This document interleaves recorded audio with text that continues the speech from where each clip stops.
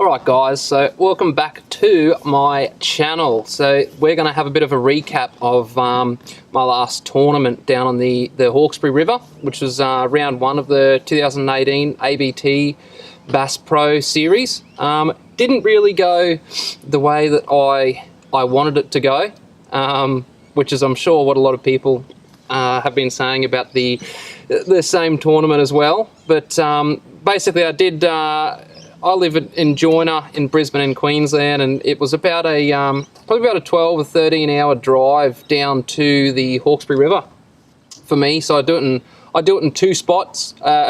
Sorry, I drive from here to Tamworth, which is about 7 or 8 hours, and then probably another 5 hours or 4.5 ish. But when you get into Wiseman's Ferry, it does tend to veer side to side a lot. Anyway, so we got down there. Everything was going well. Pre-fish day was the Friday. I only had about an hour to pre-fish, and the motor up the back there decided to go into limp mode, which isn't ideal. It actually locks itself into, I think it was about 2,000 RPM, which is about 10 k's an hour, and I was about 13 k's upriver.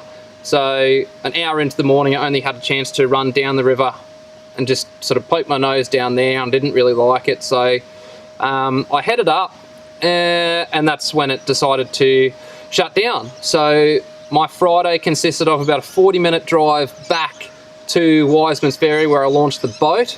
Luckily, I had Nick with me on my boat, and he was actually a local down there, which is really cool. It got me out of a lot of trouble. I know Beats and Al said, you know, just in case there is a Mercury dealer back in Windsor, TR Marine World, I think. So the guys down at TR Marine World really got me out of trouble. So thank you guys. I really, really owe you one. Basically, we plugged the computer in down there, and there was a low oil sensor problem in a little oil reservoir in the motor. And what that does is it sends a signal, even though it's full of oil. It says that there's no oil in there, so the alarm sounds, and eventually, yeah, it locks it into limp mode to protect the motor. So we did have to replace that little oil reservoir and get it sorted. So, I mean, by the time I did that, it was about 4:30 by the time I got back. So I only had time to go for about a 20-minute, half an hour strap up river just to make sure it was going to be good. And it was. So pretty much going into Saturday, I was just fishing blind. The game plan that I did have, because the last couple of years, I mean, it's very early in the year for the bass to be down in the Hawkesbury. You know, the water's still warm. They have not gone into their spawn mode yet, so they're right up. And I know a lot of guys knew the same thing, that the bass were just up a long way. So the tournament every year is won on EPs. It's the only tournament in the ABT category that you can actually weigh in EPs. It was won on EPs last year. It was won on EPs again this year. But my game plan was to basically shoot upriver as far as I possibly could, and hopefully bag out on a full limit of smaller bass rather than catching those one or two big EPs that are going to weigh the same. So Saturday morning we took off, and it was about a 45-minute flat strap run upriver. I wanted to fish a little creek called Cat Eye Creek. I didn't actually quite make it there. I fished some banks before it. But yeah, basically the game plan was to hopefully bag out easier on a full limit of smaller bass rather than try and target those one or two big EPs that you pretty much work all day for, unless you're having a really, really good day. But that didn't work. You know, Saturday we caught a lot of smaller fish. We didn't weigh in anything half decent, unfortunately, on the Saturday. So the footage was pretty bleak and pretty boring. I do apologise, guys. The motor really threw me. I wasn't really in the right headspace for that tournament, and I was planning on doing a whole lot of filming and getting some cool shots for you guys, but it didn't really. The motor happened, and then it was all just a bit of a whirlwind of trying to get it together. So I did actually manage to put together my tournament vlog for the round one. So if you haven't checked that out yet, go back, have a look through my channel. It'll be under the Hawkesbury River, round 1, 2018, something like that. But if you guys haven't check that out before you watch this. Otherwise, it's going to be really confusing because you guys aren't going to know what I'm talking about. Right, hindsight. Hindsight is a wonderful thing. It's also a pretty annoying thing because I wish I had that hindsight on the day, but then it wouldn't be hindsight, I guess. So you live and learn, and you know, I know what not to do next year. Next year I won't be trying to do what I did this year because it didn't work. And yeah, I'll sort of be cutting my losses on the bass for the Hawkesbury round and just targeting those EPs. I just tried to do something different to I know what a lot of other people were. Didn't work out. It's 50-50, and that's fishing. The Sunday was a lot better. I was actually paired up with one of my mates, Simon Johnson. He was my non-boater, my co-angler in there for the day. So yeah, it did relax me a little bit. We had to weigh in some fish. I really didn't want to come last. I really wanted to try and put in a decent effort just to try and make the trip worth it. You know, there'd be nothing worse than driving 13 or 14 hours one way just to unfortunately just flunk out and not really have a good tournament. But Sunday was better. If Sunday happened on the Saturday, I would have been sitting pretty well in the tournament. I did end up finishing about 19th out of 24, I think. So while it wasn't last, it still wasn't obviously where I would have liked to have been. But as I said, you live and learn. But anyway, Sunday the game plan was forget about the bass and just target the EPs. And we did that. You know, I started the morning. I know a few guys caught them off some reed lines in the water. And the Hawkesbury's tough. When the low tide sort of kicks in, there's not really all of the good places that you want to fish on the high tide that look really, really great. On the low tide, they're well exposed. They're on the bank. They're not in the water anymore. So there's really small windows, you know, couple hour windows where you've got to target some of this prime structure up there, because once it goes on the low, it does become quite hard to find those things that look good and those things that you want to find and those things that fish holding structure, pretty much. Fish the reed lines with some beetle spins early in the morning with some little Keitech trailers. I'll show you sort of what I was using shortly. That sort of still didn't produce, and we actually came across, there was two, I think they were just sort of Banksia, I think they're Banksia pine trees that had fallen down. There was two.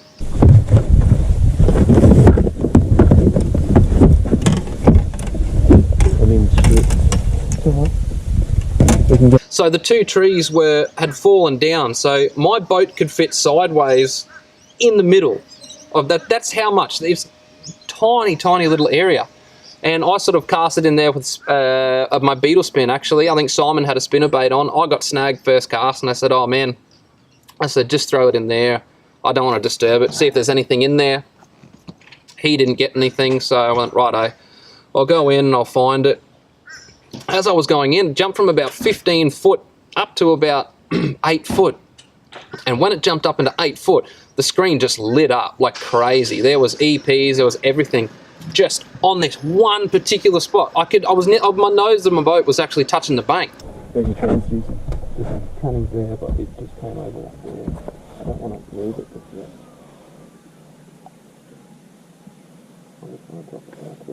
But it was just full of EPs, just stacked and chewing and going crazy. So we quickly figured out, Simon did it a couple times on the Saturday, but we quickly figured out that was the deal again. So literally all we were doing was just dead sticking baits. And I know a few of the other boys were pretty much doing the same thing. The bite was really quite finicky that weekend. They weren't really, it wasn't a reaction bite, it was just, they would look at it and half commit, and it was only the tiniest little peck, and you just needed to set that hook, because if you didn't, the EPs, they've got a big mouth, so that's enough time for them to just swallow it and spit it straight back out if they didn't like it. Simon had a bit of a lighter jig head on. I had a 1/8 in a size 2 hook of a TT Headlock series jig head. I just paired that up with actually a 3-inch easy shiner from Keitech. Generally, I don't really like to fish the 3 inches, or if I do, I trim them down with a lot of my plastics. Yeah, Simon said he was using the 3 inches the day before and he wasn't having a drama. So I just rigged up the 3-inch straight away, and yeah, it was pretty it wasn't rocket science fishing. You just drop it and let it sit on the bottom, and that's about it. Let the current move it and flop it around and do whatever. A couple little bumps of the lure off the bottom. And then when you retrieve it, the important bit was a slow retrieve up. If you didn't slowly retrieve it up, you know, we caught a few fish actually on the retrieve, but it was halfway between just dead sticking, and then when that didn't work, you were almost grubbing, which is a dam technique for really deep water, which is basically just a super slow vertical roll upwards. But that was getting the fish. So I wasn't going to complain about it. That's what was working. We did get busted off quite a few times.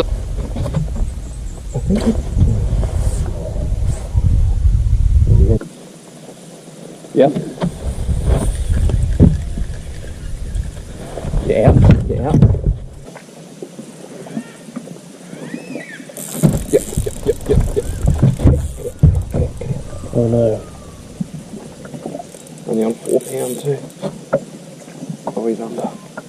So yeah, as you can see, we got busted off on that same tree actually. I think Simon lost 2 and I lost 1 on that same tree on the right hand side, which is typical. You know, if you're fishing in that kind of structure where the fish are, you got to know that you are going to get snagged. And I mean, if you're not getting snagged, you're not putting the lure in the right spot. You know, they're going to sit really, really tight to that structure to get out of the way of the current. And that's what they were doing, and just waiting for stuff to drift past, which is what our lures were. And unfortunately, we were both running pretty light line, so that was sort of the deal. It was either light line, knowing that you will lose fish or you will get jacked up on some of those trees, or use heavier line, but then sacrifice that lure getting down to the bottom.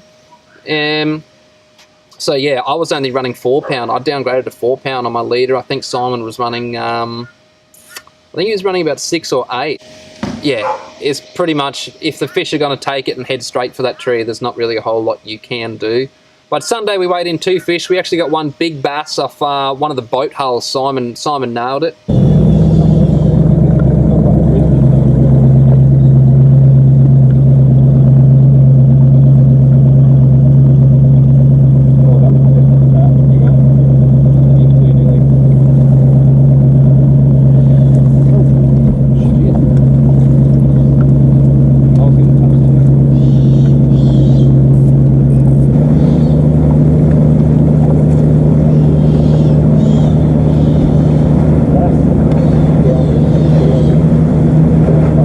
So yeah, we're just working that old trawler hull. We sort of knew that maybe there might be 1 or 2 resident fish that knew that was a trawler when they used to throw all the stuff overboard, and it was just sort of sitting in wait. Simon caught a cracker of a brim before, and we thought that was a bass, so we were pretty disheartened by that. Threw that back.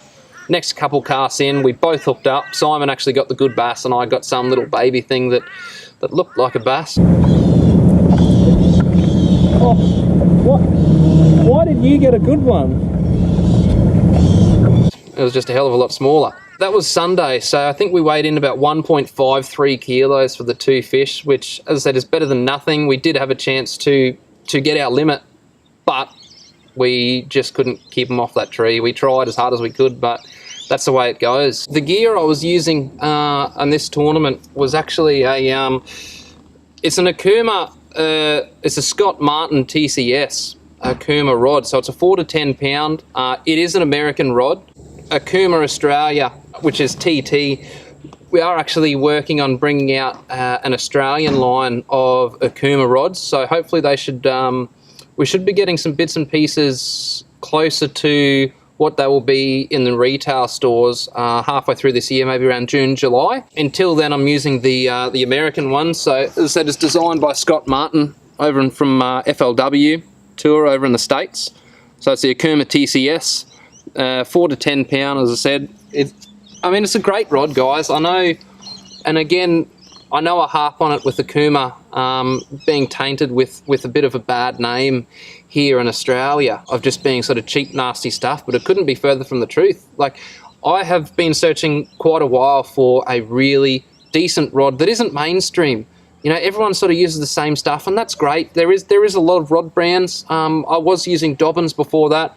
I thought the Dobbins were just a little bit too stiff for the really light finesse stuff here in Australia, and that's, again, they're an American rod, so even though they're a 4 to 10, they're a fast action. They're not a medium or a more finesse action. Whereas this guy is actually classed as a medium.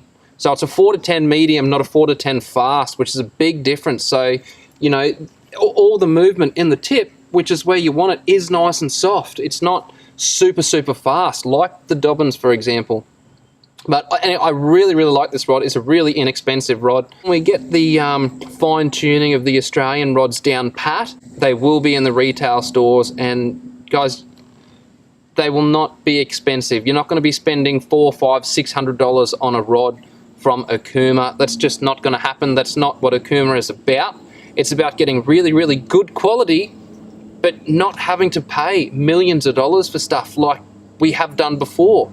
It's crazy, you know. I'm sick of paying over $500 for a reel and then over $500 for a rod.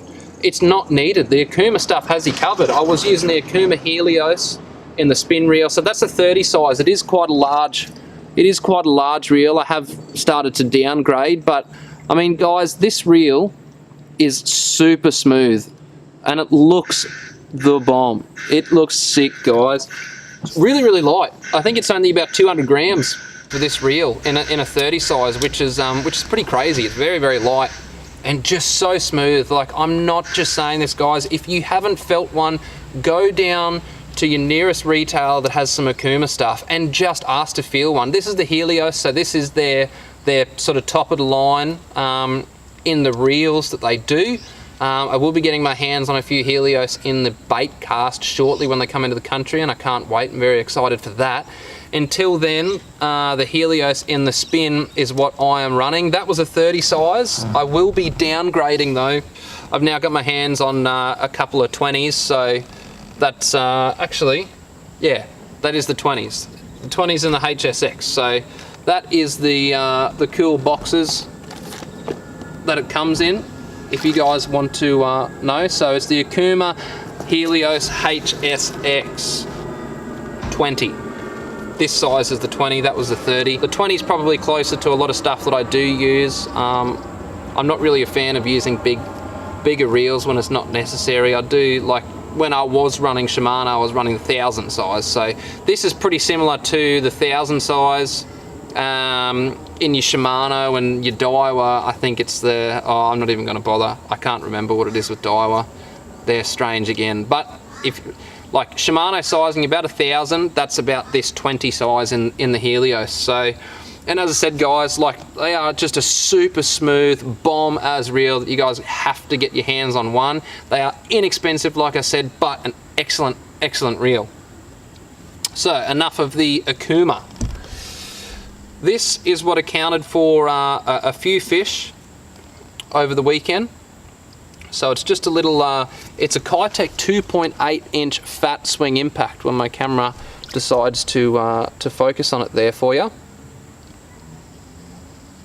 So that's in the Gold Flash minnow with a little jig spinner up the top. The jig spinner is really important. The water was a little bit dirty, so this just adds a little bit of flash when it circles around, a little bit of vibration too. Really good for fishing a lot of different structure, and it's good because it does get snagged, but not as much as what a straight jig head and plastic. It is a little bit protected. That's not what it's used for, but it does sort of bounce off things when you want it to.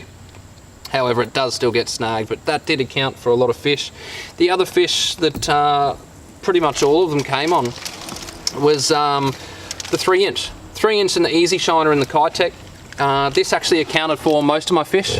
So, and as well, Simon Marchant, who won the tournament, which is awesome, mate. That's really, really good stuff and very well deserved. He was actually throwing the Ayu. Ayu is the colour mainly that I was throwing, and it turns out that Simon was also throwing that, and he won. So it's a great colour. It is sort of like a greeny brown kind of colour, just to match the water and match some of the herring that was sort of flipping around and everything in there. But as I said, the 3-inch was the ones that I was throwing. I do usually sort of downgrade into the 2-inch, or if I am using the 3-inch, I sort of cut the tip off the nose a little bit. Not too much, because then you affect the action. But Keitech in the easy shiners were the go. Their action is just about unbeatable by anyone. The Keitech stuff I really, really love, and that's pretty much just about the only plastic I really throw all across the board, whether that be from the 2-inch easy shiner, the 3-inch easy shiner, the fat swing impacts, which is what I was throwing on the day 2. So again, that was in the IU and the Gold Flash Minnow. So the fat swing impacts, I tend to like them a little bit more than the swing impacts. The swing impacts, they're a little bit hard to rig on the jig head. They're very, very small body. I know a few dudes that use them down in Glenbourne and St Clair. I just tend to stick with the 2-inch and the easy shiner. The fat swing impacts is actually what I pair up all the time on my beetle spin when I'm throwing the little jig spinner on top. That is what I like to use, and that was what accounted for the fish on the weekend by myself and Simon Johnson, who was my co-angler, and also Simon Marchant. We're actually all part of the Keitech family, so that just goes to show that they are good stuff. They do produce fish. So guys, we're going to wrap this up. It's getting a little bit dark. Subscribe to my channel, tag a friend. But anyway, that was the recap of the Hawkesbury River. I do have Glenbourne and St Clair next up, coming down the line in May. It's my birthday on the 21st of May, and I think the tournaments kick off on the 19th. So hopefully I can jag a top 3 finish or a win, which would be lovely for my birthday. But anyway guys, I'll see you guys on Friday. See you guys later.